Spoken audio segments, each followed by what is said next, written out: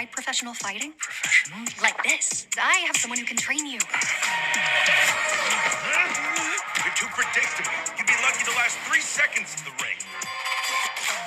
I'll teach you all I know, but how far that takes you depends on your training. So this movie actually, this came out actually a couple of days ago. You can rent it on Amazon, or excuse me, you can actually rent it on Fandango or Apple TV. So the movie stars Juan, who this kid is. He's the kung fu kid. He moves to Shanghai, the big city in China, to help his father out. His father is sick of cancer, and he must move there to earn money to pretty much support the medical bills. While he is there, he sees a woman getting picked on, so he intervenes and saves her. And in return, she says, "You can move in with me." And there's a fighting tournament coming. She goes, "I would love for my master to teach you so you can learn and fight in this tournament, and we can both win," because they're a struggling dojo and they're actually on the brink of closing. But if he enters in the tournament and they win the tournament, this can bring notoriety to their gym, and they can get the prize money, and they also can split it. While along the ride, becomes a wide ride against a rival dojo that comes in, and also the man behind the dojo who manipulates the fights so they can ultimately not win. But the Kung Fu Kid does come out at the end on top. But this movie teaches us about perseverance, never giving up, never quitting, and always believing into yourself. Now I have to say, like, this movie, it gives me when I think about this movie, it gives me a couple different movies. Obviously, Nejan, which is the biggest movie to come out of this year. Nejan 2, the animation in this, and also the Kung Fu Kid. I would say the Kung Fu Kid, I'm assuming the Karate Kid Legends. Kind of like the new version just came out this past year. It kind of takes a bit of part of them from the animation style and the story. Like, Juan is like he's pretty much the underdog story of this movie. But this movie is a little long, so that's kind of the pros and cons of this movie. They kind of go down a path that I was not expecting.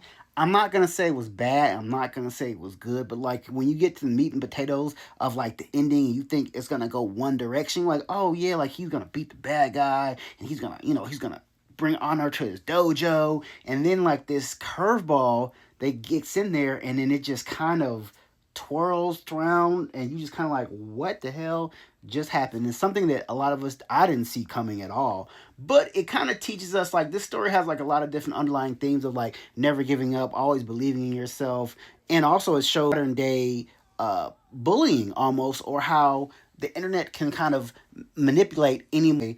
I'm going to put this out about this person, even though it's not true, but the internet will believe it because it's on the internet. And you deal with those themes in this movie, even though he's just a small, kind of like poor kid who comes in fighting up against this kind of machine. Almost like I said, just like in Karate Kid, where he's fighting the big bad machine and he's like the underdog, but it has like a different theme where they can't stop this kid. And like, no matter what they do, with the obstacles they throw in his face, he's going to fight it. But the thing I love about it, how they go through the tiers, like, he just doesn't go up on top. Like, he fights through this tournament to get to the top. In every battle that he trains, and it shows how he different training, how he's going to beat these individuals.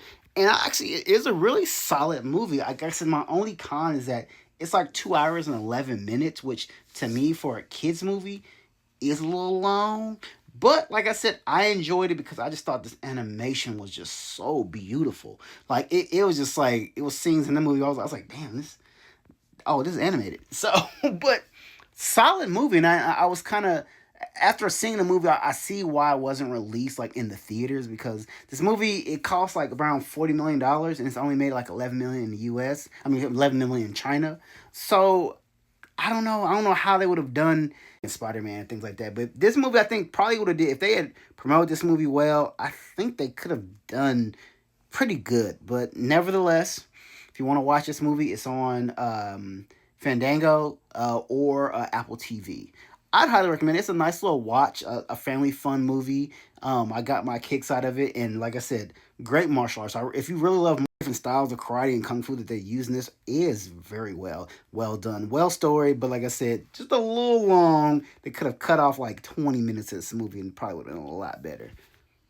But like I said, if I had to get this rating, I'd probably give this movie a solid, like, 8.5 out of 10.